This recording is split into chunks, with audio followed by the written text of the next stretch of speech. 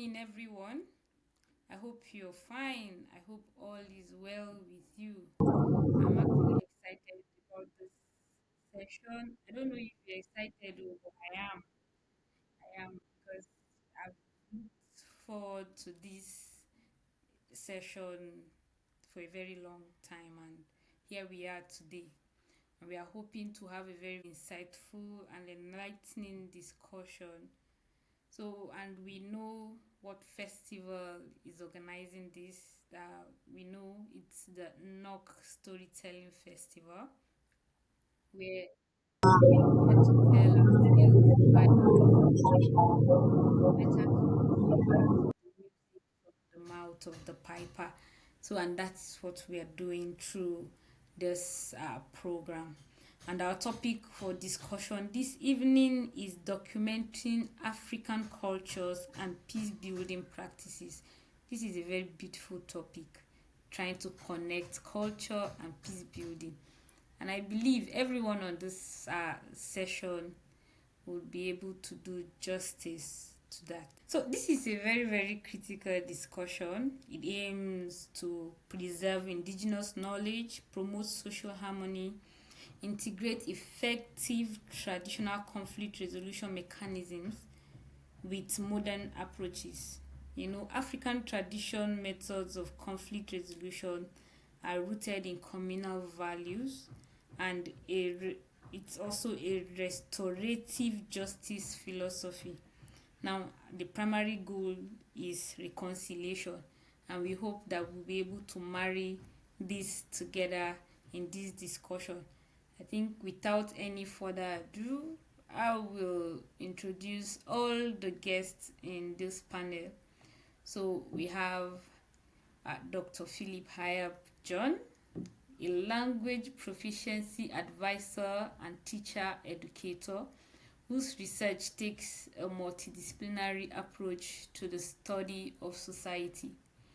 Philip Hayab holds a PhD in African languages from Stellenbosch University, South Africa.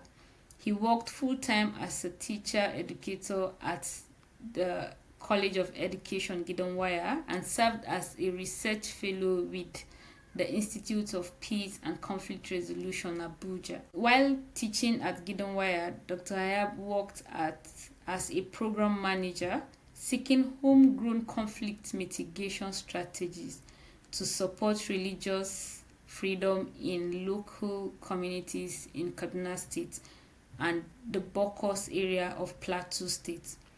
Recently, Hayab led a research aimed at identifying challenges and gaps linked to key issues, including youth radicalization, transhuman roots, farmer-herder conflicts, the role of sports in building peace, and livelihood challenges in parts of Kaduna State.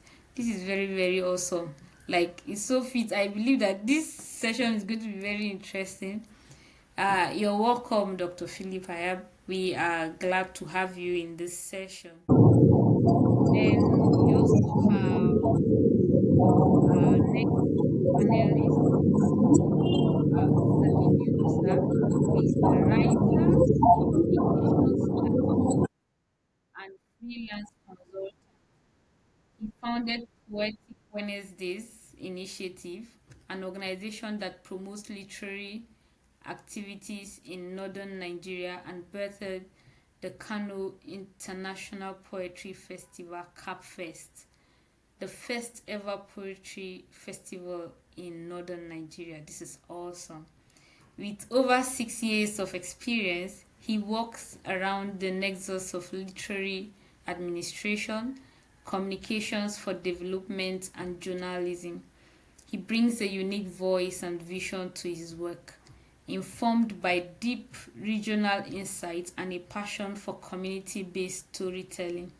Salim holds a bachelor's degree in urban and regional planning from the Ahmadu Bello University Zaria and a master's degree in conflict management and peace studies from the prestigious Nigerian Defense Academy, Kaduna. He currently contributes as a freelance journalist with Hume Angle Media, a newsroom focused on underreported issues of conflict, human rights, and humanitarian crisis in Africa's Lake Chad Basin and Sahel region. You're welcome, Salim. We're happy to have you on this panel. Thank you so much for having me, everyone. Good evening. Good evening, you're welcome. And we also have a third person in this panel session who is Odi Okaka Oquosa. I hope I pronounced it well. He is a British Nigerian scholar artist and doctoral tutor at the University of Sussex. His research, When a Dolphin is Not a Dolphin, investigates how sacred technologies from Nok terracotta and the Igbo Uku, Ife, and Benin bronzes to the Arochukwu oracles, Calabar Ekpe mask, Niger Delta Manilas, and colonial emblems shape Nigeria's cultural and political imagination. He explores how these rituals and state symbols, including those on the 100 naira notes and Nigerian Port Authority crest, encode intertwined histories of spirituality, trade, and power. Through his Etu Path Six Sense Continuum framework, Odi advances African indigenous knowledge systems as instruments for symbolic decolonization, cultural renewal, and ancestral memory. What a wonderful bio. Happy to have him on this session and we hope that he gets to join soon. Thank you very much. You're all welcome to this session and we are about to start this session fully.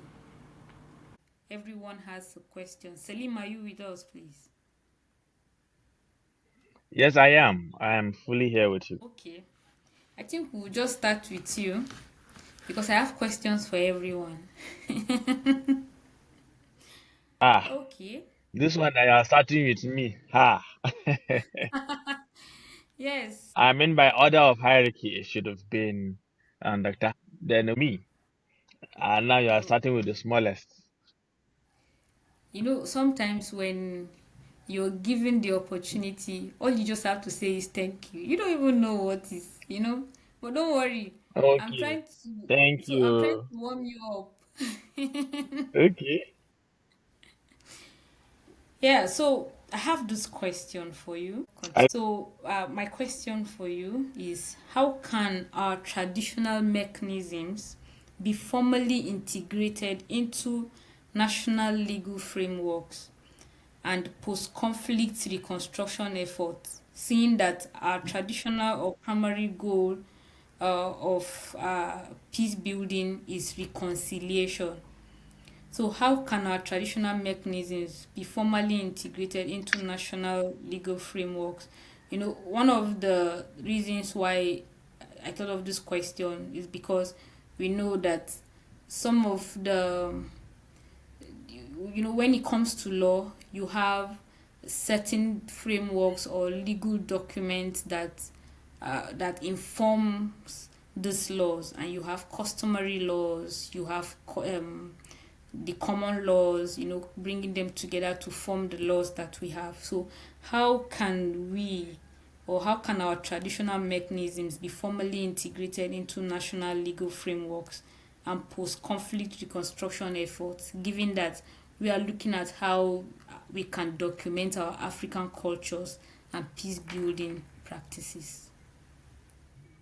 okay. Good evening once more. Thank you for the question. Although I'm not a legal practitioner, I will try and give it a go. I think one thing that we have to consider is we are the people and we make the laws and we tweak the laws. I know that a lot of our laws were imported sort of from the British, and that has some sort of slowed down how we do our things because we have imported something foreign to our culture, bringing something that does not work in our society just impose it upon us. But I think there are African dispute resolution mechanisms, and there are so many conflict resolution methods that we've been doing over time here in Africa. And I'm not looking at Africa as a monolith. I'm looking at Africa as a people, which we share so many similarities with our neighbors in Cameroon, in Kenya, in Uganda, in South Africa, and other places. So our similarities are more than our differences. We underwent through a lot of similar struggles of colonization and so much more, and colonialism at large. So I think one thing that we have to look at the silver lining in all of this is that we have so many similar things that integrating our African cultures and traditions and ways of resolving conflicts is not going to be a problem. So we have the African way, where we gather elders or we take it to the Miangua or the Imam or the pastor or the traditional believers. They also have the leaders, whereby you take your own way of resolving conflict to them, and then they bring both parties together, they sit down, they discuss it, and if it reaches a point, there would be a point of maybe to to swear by what you guys believe in, or your culture, or your parents, and that kind of works in our society because even today, a lot of people prefer to just use those informal ways of getting justice or you know, resolving conflicts than actually going to the courts because the courts take a lot of time and you don't get your conflict resolved easily. So for me, I think it's just about raising this awareness. This conversation we are having is one of the ways whereby we can actually clamor for these practices to be integrated into the law, and we can take it up a notch by lobbying for these laws to be integrated formally, and then just making sure that everybody's on board when we do that. If they can integrate Sharia into the legal system, why can't we also have this? So I mean, it's not like cast in stone that, oh, these are just African ways and we cannot adopt them. We can adopt them, we can lobby for them, we can advocate for them, and then push for them to be legally integrated in the system. So having these conversations for a start, I think would go a long way. And I'm really happy that Pace Institute thought of this initiative to have this conversation so that we can open it up to the world and they can also think and reflect and see, oh, why don't we do this? If it is working for, if we can do so many things, uh, if we can copy so many things, why can't we just use the original blueprint that we already have? So yeah, I think for now, I would allow the legal experts and the historians to also say one or two things. Thank you.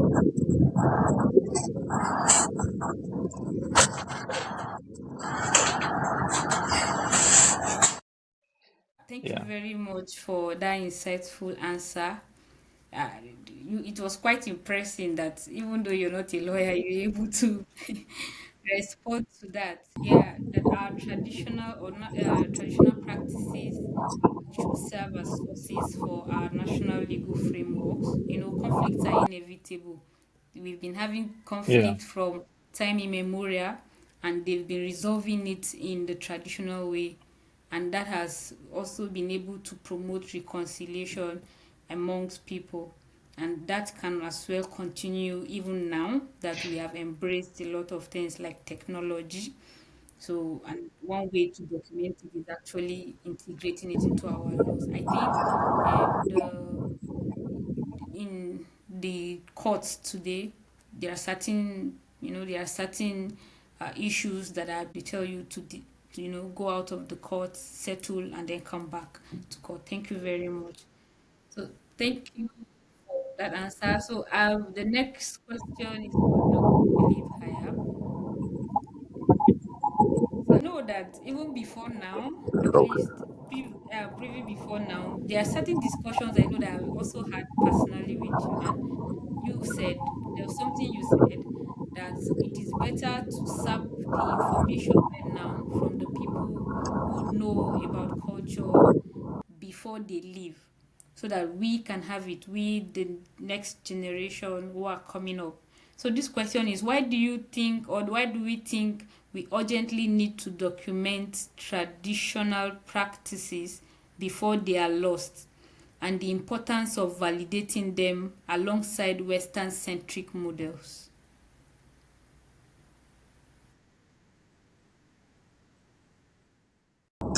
Okay, so thank you, and thank you, the other speaker, Yusuf, I guess. Um, African cultures actually provided a whole round of laws, a whole round of do's and don'ts, and they were, to a large extent, very systematic according to the cultures and customs of every given society. As a student of African studies, I can confirm to you that African cultures actually are very similar, and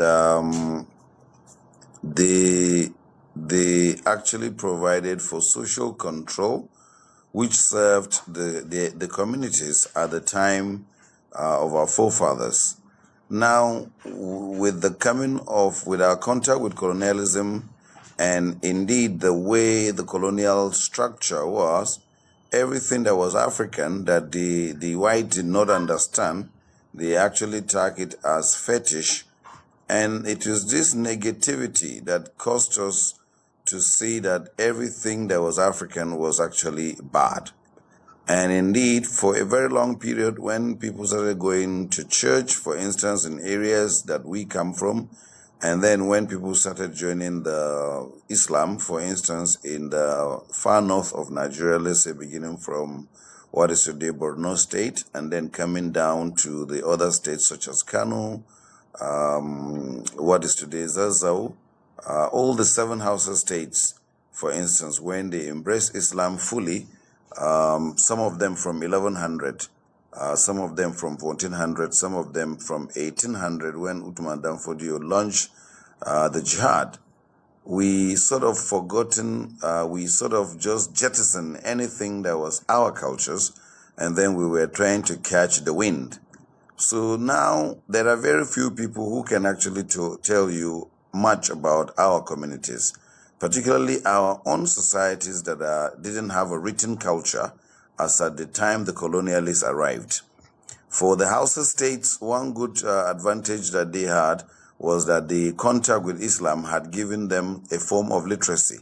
So if you start to scurry, and I would say not the Hausa, not just the Hausa, including the areas of the Kanuris, there are very old scripts now that you can find in Ajami, old Ajami, documenting the history of, let's say, the people people who live in the Borno area of today, particularly the Kanuris, whose language had developed at that time, and then also the sense of a sense of origin culture. So there are issues, there are documents you can find about, let's say, the area of Borno today in libraries. For instance, in Germany that I studied at the University of Hamburg, you can find literature about the Borno area dating back to 1500s. Now, but for the area of what is today maybe the middle belt of Nigeria, where there was no any form of permanent writing culture like we have now, most of that which is known is been lost. And the few people who know Okaka can remember this, they are very old. I'll give you an instance. In my family, there was one of my cousins, very old cousin. He's more than 40 years older than I am. He just passed away the day before yesterday. It was from him that I collected the data of how our village was organized into the Hausa Sorota system. And if I had not had any interviews with him, that would have been a total loss of everything to do with our community by going back to 1900s. So this is a big issue. If we don't go out there and catch these people, talk to them now, get something from them, Once they are dead, we will not know anything about our past. And anybody who does not know about their past, or any society that doesn't know about its past, does not know how to organize itself for today to survive, and then even how to plan for tomorrow. In the course of my research, I went to one of the oldest Supreme Courts of Justice that are in existence amongst the Han people of North culture. And that Supreme Court is under a tree in a town that you would refer to as Jabonkogo. We would refer to that town as Dung. Once you get to that court, you would see the stone that the Chief Justice will sit, and that Chief Justice was the Chief Priest. And then you will see the seat that the other juries or the other jury will sit. And those jury would be also Chief Priests representing certain communities. And then the accused will sit under on a stone that is sharp. A sort of, I don't know why they did that stone that way, but I think it was just a reminder to tell the accused that you have a case to defend. And from that Supreme Court, if an accused was found to be guilty of murder, guilty of rape, guilty of any treasonable felony in the context of the culture, such as revealing secret of the society to an outsider, the penalty that that person was going to face was death. And that culture was practiced until the coming of the colonialists. Now, if we had not conducted research, we will not even know where that court is. And then also, if we had not acquired the language that was spoken, that the idea of this justice system was conceived in, we would not also have been able to interpret the concepts very well. So yes, we need to document our cultures now. In the next 10 years, most of the people who are in their 80s and 90s who can know a little bit of like 3 generations or 2 generations before we were born would have been dead, and all that they knew would have gone with them, because most of them hardly ever write a book. So scholars have said that in Africa, the greatest library is in the grave, because people die with all that they know, and then they do not write anything. And once they are gone with all that they know, and that is unfortunate. I remember last 2 weeks, I was discussing with a friend, and he said that in Grokland there was a time two communities were fighting. They had a dispute about a border. So everybody kept saying that place was theirs, and that person, they were just going back and forth. And then they remembered that there was a very old man that was blind. So they went to pick him up, and he was like, when they brought him, he said that he was the one who planted, with his brothers, who planted the trees around this particular place and then pointed it. He said they made them to water those trees. So you can see, if he was not there, they will still be having rivalry till today. But that settled everything. Even the chief of Kogoro could not say anything because he said he was not there when the thing happened, but somebody who was there has already bear witness. Thank you very much. We hope that young people will get to understand the need to actually document our culture, get the details that is needed, document it for the future, because we need to know where we are coming from. Thank you very much. I'm not going to allow you rest because the next question is for you, Doctor. So I just want to know, can you share one specific cultural mechanism from your experience, whether mediation by the elders, cleansing ritual, community dialogue that prioritizes restorative justice over punishment, basically?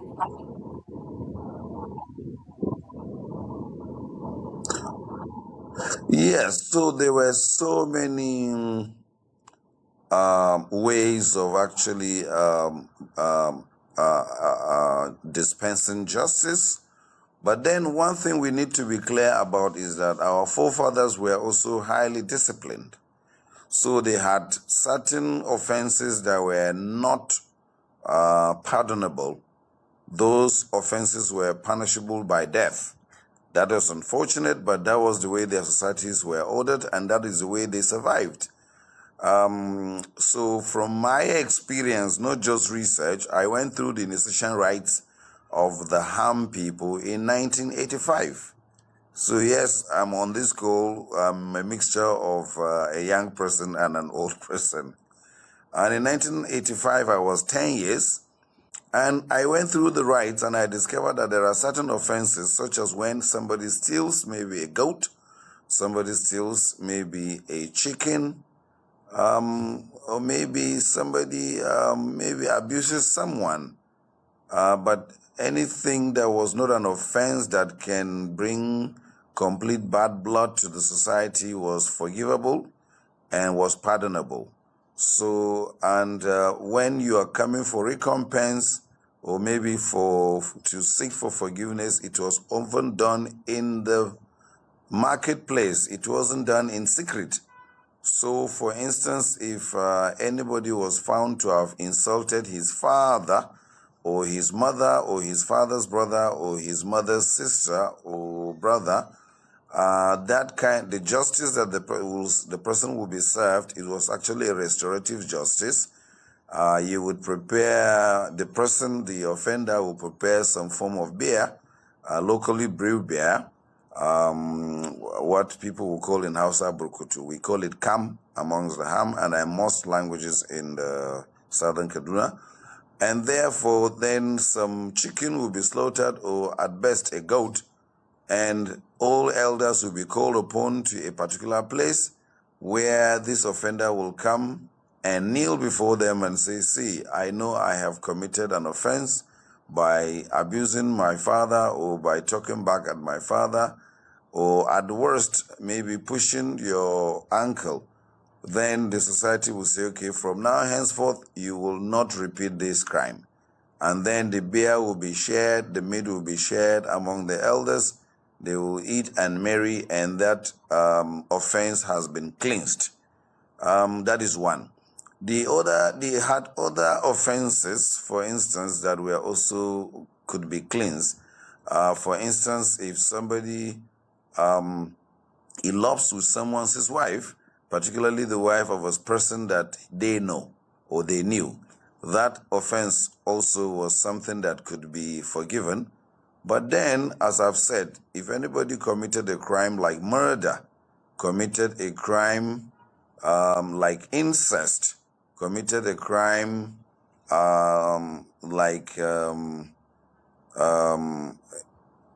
incest, and any crime, let's say leaking the secret that could lead the society to be in danger, those offenses were not actually in any way forgivable. The person will face the full wrath of the law. So yes, African societies, using the groups in Southern Kaduna that I know very well, had a justice system that actually practiced and obeyed and respects restorative justice. And this was in place until the colonial government came and said everything that our people were doing was fetish. So it was that sort of pronouncement that caused the trouble, that people now, whenever they left for the church or they became Muslims, they completely abandoned the ways of their forefathers. If we had kept that aspect, some aspects of our cultures, like an elder doesn't tell a lie, that was actually a cultural norm, that was a cultural practice. I wish that was the case. It means that we'll have less troubles today in our communities, but that is not the case. We've lost most of our values, unfortunately. But within our context, within our cultures, within our framework, we had in place cultural practices. And the family was one of the strongest mechanisms of settling crisis. So if I had any crisis with my brother, our father will intervene. If it was beyond him, he will call his cousins, his brothers. If it was beyond his brothers, they will call their cousins. If it was beyond their cousins, they'll call their distant cousins, to the point that it will get to the level of the town. So all offenses were treated according to the level, the intensity, and the gravity. And the family was a very strong unit. Elders were listened to, and they were the adjudigators. They were listened to, and decisions were taken, and people will abide by these decisions. Unfortunately, now we have left our extended family system and have embraced a nuclear family system, and therefore nobody is afraid of losing anyone, because in the first place we don't even have people that we value. We have become selfish, we have become individualistic. These are some unfortunate steps that Africans and indeed our people from this part have taken that have cost us the loss of our cultural and community-based dispute resolution Thank mechanism. you very much. I think this just made me remember. I was just thinking, I was like, oh, we really have so much in common because I know that in Grok, usually when a person commits incest, they call the elders to come together, and then they perform some ritual where these people, basically what I know is that they get to uh, provide, I think they will have to pound acha, or is it guinea corn or so, then they'll cut chicken, make them pound the acha naked. They go to usually they have a sacred place where they carry out this ritual just to cleanse them and then separate them because they are not supposed to get married. Thank you very much, doctor, for that insightful example. Or that has actually helped me understand. So the next question is to Salim. I'm building from the discussion, or from the previous discussion. So, beyond the elders being the custodian of culture, how can we formally recognize and empower these unique roles of African women and youths in documenting, applying, and teaching these building practices? Yeah, thank you very much for that question. Um, I think the first thing is, knowing your history. A lot of young people right now don't know their history, and they are more bent in copying and being others than actually knowing who they are and where they come from.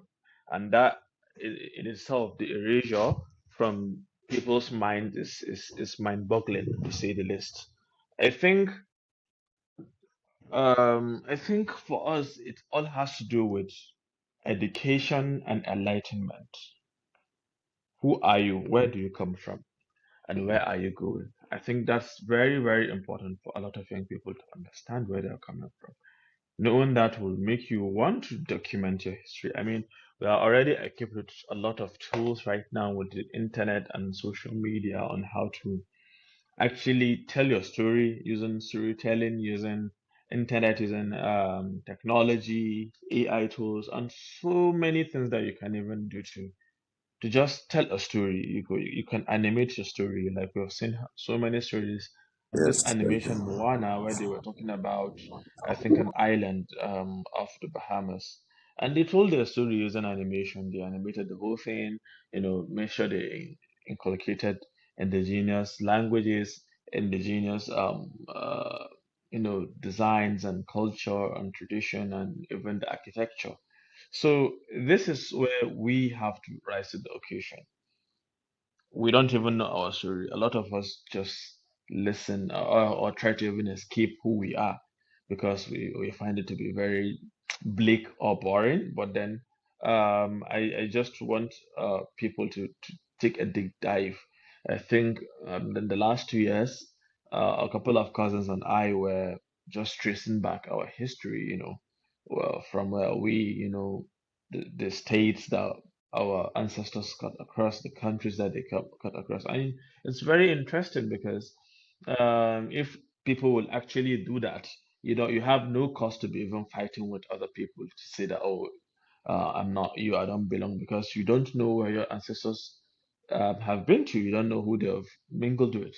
So it's very telling when people don't know their culture, that's or their tradition or their roots, because that's when you get to see them not appreciating diversity or trying to even like blending with the rest of the world. They feel like they're superior when in fact they are not. So I think this tree is education and enlightenment, and then entertainment. We have to inculcate all these things into entertainment. When you look at the entertainment industry in the country right now, it's one of the most vibrant, youth-led, and youth engaging sectors that we have. So we have to make sure that we fit into this. Are we making movies about ourselves? Are we making series about ourselves? So, it all has to do with being very deliberate and intentional on how you make sure the younger generation are actively involved, and then we also leave something behind for our younger generation that are coming up. Thank you. Thank you very much. You know, this boils down to young people being interested or getting involved in cultural practices. Have you noticed where you talk about anything that has to do with tradition and then a youth just, they just shove it aside like it doesn't, this is not my business. Unfortunately, we don't know that we ourselves are contributing towards the extinction of our traditional practices, and then that way we do not play any part in ensuring that this traditional practices continues, is sustained and documented. This is actually a call to action for us, for everyone who is listening, that we all need to own our cultural values, our cultural practices, to ensure that we sustain them, so that the generation that comes after us wouldn't regret that nothing was left for them. We are lucky to have people who have shared with us, so we should have something that we can pass on to the younger generation. So, Dr. Philip Hayab, the next question is for you. Then we have the last question, which is more like, summing up the entire program or the session.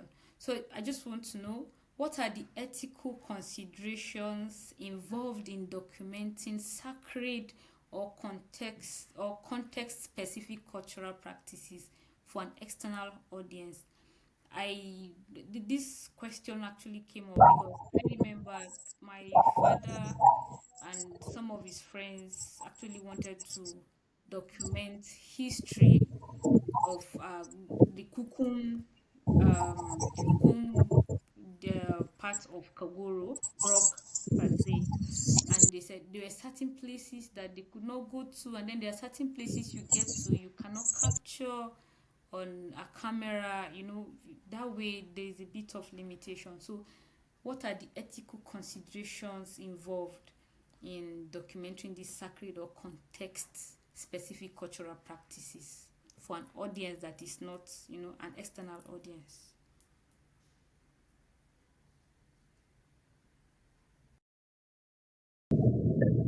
Thank you. So, yeah, this is interesting because I have actually participated in a documentary about the Ham cultural values, and I was the uncle. One of the reasons why I was able to penetrate everywhere, including the caves, was the fact that there was an evidence that I was a native of the society, and secondly, that I had gone through the initiation rites. So, having been knowledgeable in the culture, I knew what not to say, and to a large extent, I knew what to say. But then, for those who may not have gone through the initiation rites as I did, one of the ways would be for them to find out what is it that is allowable and what is it that is not allowed. So when we carry out research at the university, we sign ethical clearance forms. At least I signed an ethical clearance form when I was conducting my doctoral study, to show that even though the research didn't have anything that could endanger anyone, I still had to sign to show that this data is not, will not, and I will make sure that if there is anything that could harm anybody, I will, or can pose a danger, I will make sure that I cover the identity of the person. So these are some of the issues. Every society has its ethical practices. So the best thing would be to start and work with the right people. So when we wanted to go to the shrine, that is the word in English would be shrine, but in our language it is just going to be Jojoku. And Jojoku is translated as the room of the masquerade. So when we were to go there, I knew exactly what to do because I had gone through the initiation rites, as I told you. And we also got a guide who also understood this. So when we got to the place, I was able to interpret that this was this because it was something that I had an encounter with. So the best thing to do is when you want to study any culture is to go to the people who practice this culture and make sure that you respect their customs. So that is an ethical thing. As an undergraduate student in Zaria, I carried out research on the Girka, which is actually a Hausa cultural way of also maybe initiating people into a particular kind of, if you like, groups, or for the want of what you say, cult. Now, once I was going, I asked questions what to say and what not to say. And you can do a pre-recording interview so that you know exactly what is it that you can ask on the camera and what you can ask off the camera. Other ways of doing it, and this would be where my mass comm knowledge, I studied mass comm at the diploma level, is that some stories can be told on camera and some stories can actually be descriptive off camera. So we have to understand the sensitivity of wherever we're going to carry out research and ensure that we respect the customs of the place and of the people. In that way, we'll be able to collect data, enough data, reasonable data that can help us to be able to chart a course for the next generation to understand how their forefathers were organized and where is it that we were before we are where we are, and then where we go from here. I believe strongly that carrying out research in cultural life of a people is one very good thing. It gives an idea of how the past was and how the present has come, and possibly will project how the future would be, indeed for the betterment of that kind of society. So we encourage that people should be curious to know what was there before and what it is now, and then what will come in the future. Thank you very much, Doc, for that. Basically, it's knowing that there are certain things you need to do or carry out before, you know, going further or going forward to, document. There are many, many ethical uh, things that we need to do. So thank you very much for sharing with us. While you were speaking, Audie joined us. I was just thinking, I said, I have one specific question for you. And if you don't show up, I'm going to show up wherever you are. You must answer this question. So I'm glad that you're here. All right, so we're glad that you just joined. Although the conversation has been very, very enlightening. I wouldn't say you've missed, but I'm very sure you will get the recording to know, to hear, listen to what we have discussed so far. But I have this question for you. This question was sprung out, like it looked like I went to pluck a tree. It was sprung out from your profile. So this question is for you, Audie. Is can you share what you think is the relationship between the Nok terracotta with the Igbo Uku, Arochukwu oracles, Ife and Benin bronze, the Calabar Ekpe mask, Niger Delta Manilas, and how this has shaped Nigerian cultural and political imagination? Out of curiosity, I think this question it shouldn't pass.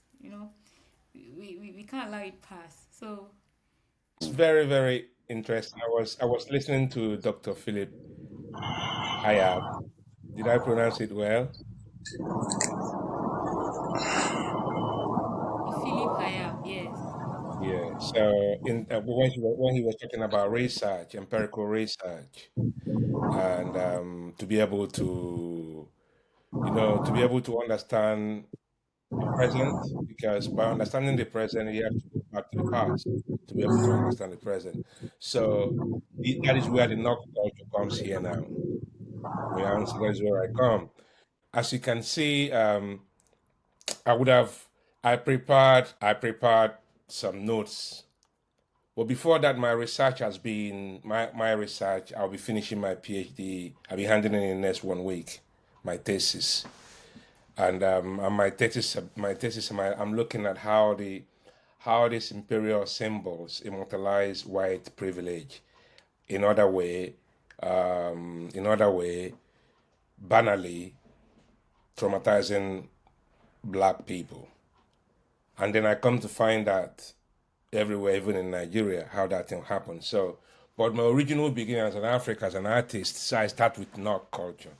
And then looking at, what the knock is. Let me just start with what I've kind of written down. Knock sculptors understood the head as the locus of identity, authority, and metaphysical force. The enlargement of the head, the fine modeling of the facial plane, the intense attention to culture all speak to worldview in which the head holds the essence of personhood, the head. This metaphysical emphasis resurfaces in later Yoruba and Igbo tradition. The Yoruba concept of Ori and the Igbo concept of Isi. Isi. So what that means is this triangular eye is not just simplistic, because the head, to be able to see, to hear, your nose. So it's I think what we fail to understand, to be able to go back into time, to understand that the artists, they were the scientists, they were the leaders of community. They were able to produce and connect with nature, because it's about nature. Artists, we learn from nature, and then we replicate nature. And the dynamics or the nose, the movement. So, and then when that takes you, if that takes you to, that takes you to the triangular eye is not simply stylistic. So it takes you to the Ibuku head, the Ife head, the Bini head. So you start to think about what else about all these heads. But something went wrong, because when we talk about Nigeria, we don't see how related all we are. And what I found out is the knock culture is the key to us seeing how related all Nigerians are. And when we understand that relationship, then we can start to understand what is colonialism. We can start to understand, before then, we can start to understand Bono Empire. Before Bono, Kenem, and then before the Fulani came, and what transpired and where Salim people. And then the trans-Sahara slave trade, the transatlantic slave trade, what changed us? How we ask ourselves, how have we come to lose humanity? And when you start to look at what is happening in the whole Nigeria, they're saying Christian genocide, Islamic, it's everything. So everybody's hot. So what that means is we haven't dealt with our past. And to understand this past, the key lies in the sculptures of Nok, Ibuku, and Ife, the spiral. Because if you don't understand the spiral, if you don't, our understanding of nature and to build with nature, or what we smell and know. So if we are smelling, we can be able to see, oh, something is changing in the environment, then we can be able to change it. We can hear something. So we have to ask Nigerians, are they seeing? What are they seeing? What are they hearing? What are they saying? That is why this is what they speak. This is not, my interpretation is indigenous, is African-centered interpretation. We see the word cosmologically. We don't see just ontology, epistemology, and axiology. No, they all come together. All the three comes together. We see the world as a whole. We see a person as a whole. And a person as a whole has community. And that has divided. So understanding when we take Africa before whatever other things, if we understand Africa, then maybe we can be a better Islam, or maybe we can better be a better Christian. And then the African culture, they kind of trapped because they trapped in that where I can emphasize other things, which I can, because you mentioned things about Arochukwu and the Calabar and what is going on here. So then again, then the Igbos, because ornament. So where that one goes is, in terms of the present, because that is why it's so important in Nigeria. Like, so if you go down to the Saudis, I really want to. I don't really want to say this, but I have to say it. It's very sensitive to Nigeria. But I'm saying it with a very painful heart in my heart, and why they can't see. The knock has given us all right. So what I'm actually trying to say is because it's better, because it's not good to open this worm. So what I'm actually trying to say first, before, maybe I don't want to finish up, maybe you have to ask me another thing, like, yes, there is connection to Arochukwu, Ibibio, Igbo, Lagos in the active arts. And it's only through that we can understand what is happening in Nigeria, or the IPOB and all this, because the past is conflicting with the present. So this is a very big topic. I would like to share that differently, because I haven't got enough time. So yeah, so I let the next person talk. So, but knock culture has everything for Nigeria. The elongated face, everything is there to tell us and lead us and tell us who everything is. A woman. So how do we how do we respect women? Do we see Nigeria as a mother? Is that motherland? Then when you sing our Rise Your Compound, Nigeria Kolobe is a fatherland, but the other one I play tonight, my motherland. So there's something that is missing, or we not Nigerians. We kind of not conscious about who we are. I think that is, and when we don't know our art, then we don't know who we are. So I've been very emotional while you're speaking, because I love literature so much, because literature helps to define nature, and then nature is romantic, you know. So when you're describing something in, using literature, or probably, when you're describing something, it goes deep beyond, it goes deep beyond just what you're saying, because I truly understand. I kept something just kept playing in my head. You see, you're talking about head, and then it's kept playing in my head, like the how valuable the head is. You use the head because the head has the eyes, it has the ears, it has the mouth, and then these are vital organs that we can use to see. So what do we see? What do we hear? What do we talk about? It's actually a lot. Thank you very much. I wish we have all the time in the world to actually discuss this, but we are running out of time basically. And at this point in time, I want to ask. The question will be going around all the speakers.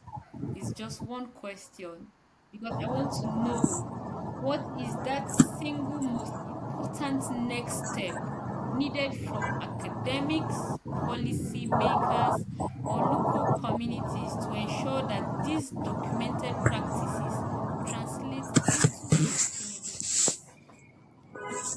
I don't know if you got it. Just nod your head if you got the question. Okay, so I'm going to start with okay, so let's do it this way. Salim goes first, uh Dr. Philip Hayab, and then Odi. So if you need me to retrace the question, I think I should. Or is it okay? Yeah, so your network was breaking a bit when you said the question. I think you said the next step on Yes, what is that documenting our most story. yeah, what is that most important next step needed from academics, policymakers, or local communities to ensure these documented practices translate into sustainable peace? Well, Yeah, thank you for that question. which documented practices? I don't really get it. What are the documented practices? Now, we before you joined, we were actually talking about how we need to document our traditional practices, our traditional African traditional practices that were used, probably like the mechanisms that were used to to promote, that were used as um how do I put it? The cultural mechanisms Cultural that were used paraphernalia, to like settle disputes, promote reconciliation and all of that. And then we talked about how we need to document this. Dr. Philip had said, he answered the question where he said we need to connect our history to the future because we need our history to know where we are heading to.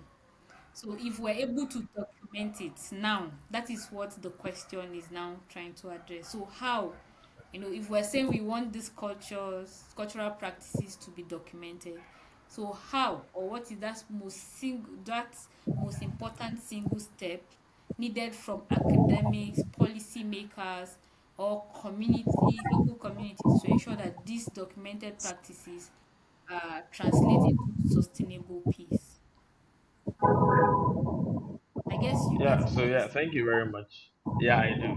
I do. So thank you very much for that question, and I think it's very important.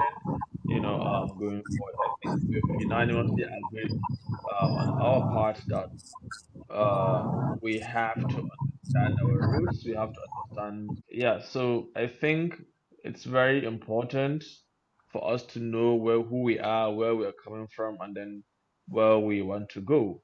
And at this point in time, where we want to go has a lot of connotations and interpretations. Do we still want to be a country? Do we want to be lumped together by just geography and politics? Do we want to own up to our identity? How do we own up to our identity? There are a lot of things that having these discussions, like I mentioned earlier, is very important for us to understand what we even want, because we were not asked when we were lumped as a country. We were not asked when we were made to live together with each other. It was just a political, selfish interest of colonialism that was done on the piece of table, and then they just said, okay, someone from Sokoto and someone from Niger, they are from two different countries, whereby there has been history of intermarriage between those places, and so I think we have to imagine ourselves as just human beings and what we want out of ourselves. I think that's the only way we can have this sustainable peace that we're talking about. To have this peace, we have to understand ourselves. We have to understand our differences. We have to understand our similarities, and then also know that each culture, each tribe, each tradition, each people, I would say, have their own way of resolving conflict. I can remember when I was a peace promotion fellow with Equal Access. We went to several communities in southern Kaduna, Kajuru to be precise, and we were asking them some of these methods, some of these techniques they do to just bring about early warning, early response mechanisms, and how they also get to understand if a danger is coming and how they can relate that danger to the authorities. And you'd be surprised that a lot of times we ignore women when we are making these decisions. And women hold a fundamental uh, position when it comes to security because their ears are on the ground and they hear everything. And I'm not saying it from the amiable point of view, but I'm just saying that women are really powerful when it comes to issues that surround the home. The man goes out, but then it's the women who know who come into the communities, who come into the society, who do this and that. So that's one aspect that I think a lot of people don't even look at when we are talking about sustainable peace. So we have to go back to our traditions, our societies to see how do we bring about these issues that these traditions that we've been using over time that are not harmful. How do we integrate them, and how do we use technology to amplify them? I think one fundamental thing that right now we have that we have to look into is that there's this technological boom that is happening, and we can use it to our advantage. How do we tell these stories? How do we tell the story of uh, the market woman getting justice in the market by the chief of the market, or Sarkin Kaswa as we call them? That happens. Something happens now, and then they get justice now. They don't have to go to the courts. How do we not use these imported issues? How do we bring about sustainable peace? How do we promote these messages of peace on social media, using technology, using animation, using arts? I Yesterday someone asked me to list. Someone from Lagos asked me to list the number of festivals we have in northern Nigeria, and from the top of my head, I mentioned 14, which means there's I don't want to say a market for it, but there's an audience for it, where young people conglomerate to listen about issues that concern their identity, issues that have to do with their arts, with their culture, with their music, with everything. And the government is not even looking into this direction. The only state-sponsored literary festival in northern Nigeria was Kabafest, and it didn't even hold this year because of political interference and stuff. And that's the only one in northern Nigeria. Every other one was being put together by organizations and individuals from their own pockets. So you can imagine, doing your own promotion, getting your guests, sorting out the logistics. It's a lot, and honestly, a lot people are going through a lot. So adding this burden to themselves is just tasking, really. I curate a festival, so I'm saying this from experience. So I'm just saying, in a nutshell, that um, people actually do want this piece. It's not something that is on the lips of rappers or academicians are drafting and keeping in libraries. We can actually bring these practices and this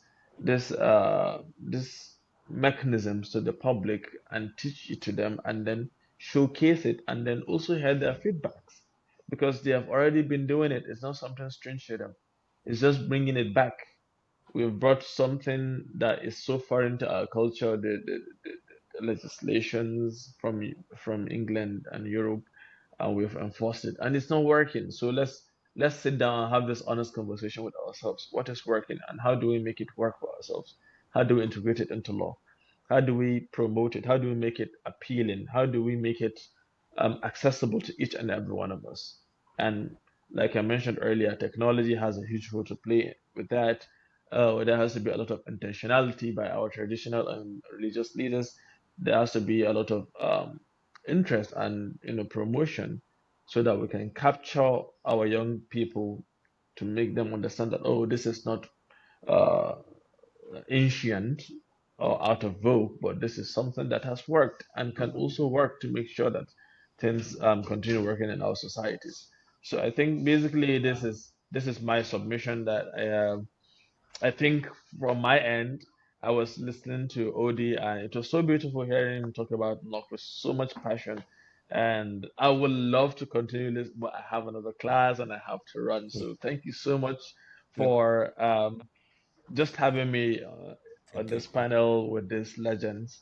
I really appreciate each and every one of you. Peace Institute, Sarah, thank you so much for having me. And I do hope to watch this recorded conversation as soon as possible. Thank you. Oh, thank you very much for the insight as well. It's nice having you on this panel session. So we're going to have the next person, because for want of time, please let's try as much as possible to summarize what we have to say. So Dr. Philip Hayab, you're next.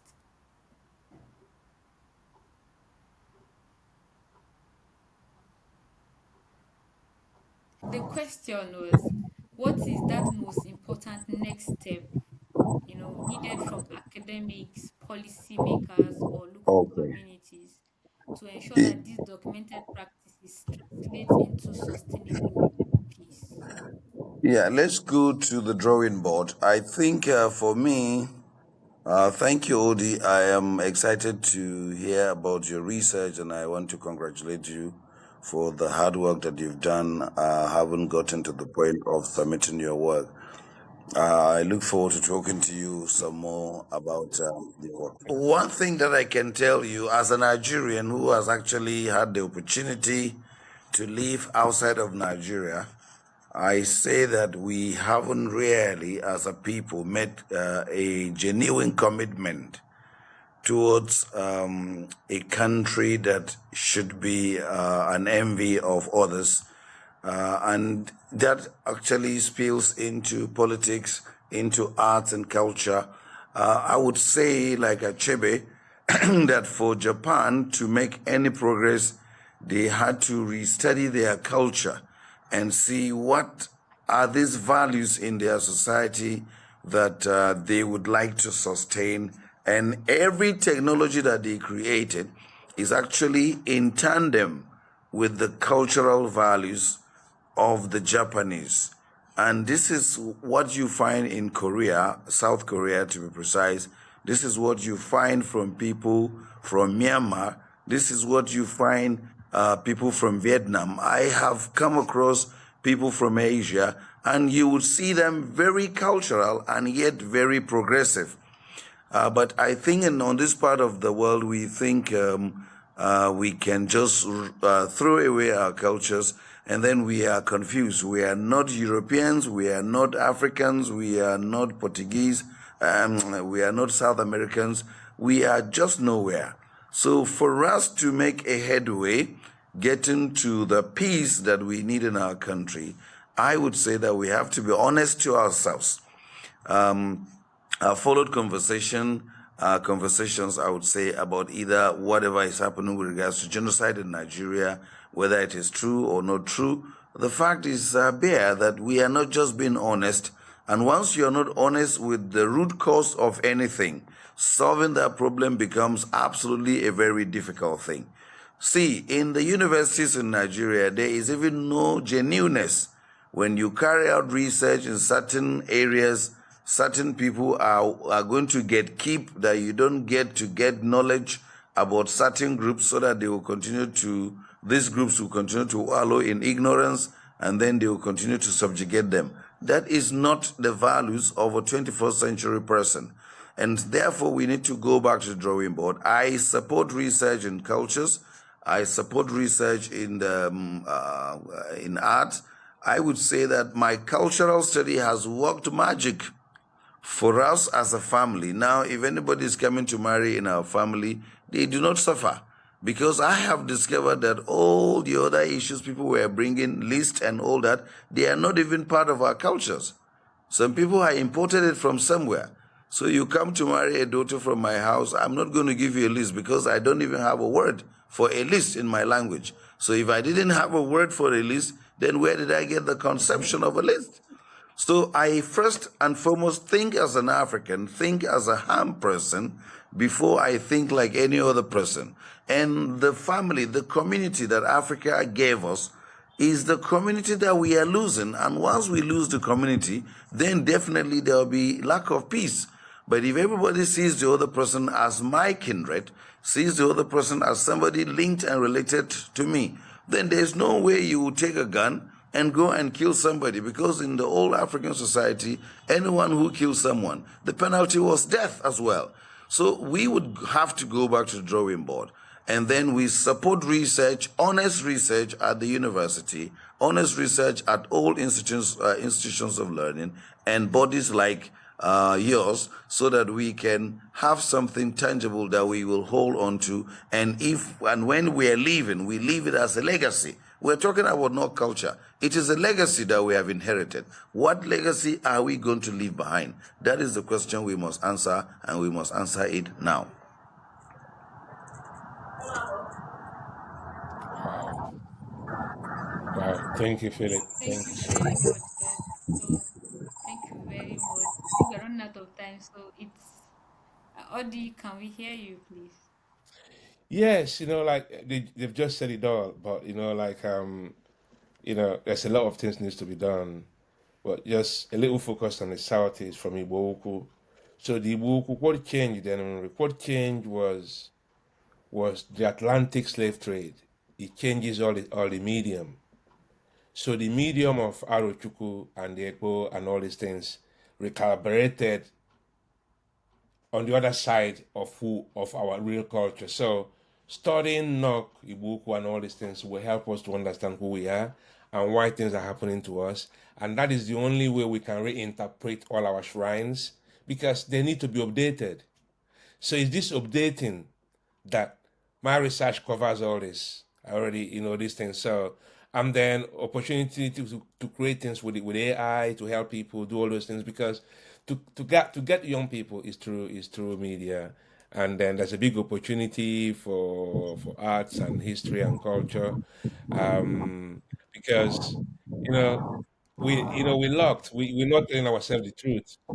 We need to understand the Kenyan Bono, the Fulani, we need to understand the Atlantic, the trans, and because it's not about hey, you have to know this what, and then you were able to see the same behavior still in the people till today, because we haven't processed those parts. And then when you look at the spiral, if you don't, when you're in the spiral, then you'll be able to. So I've created a framework called the A2 part systems continuum, which I introduced in my PhD.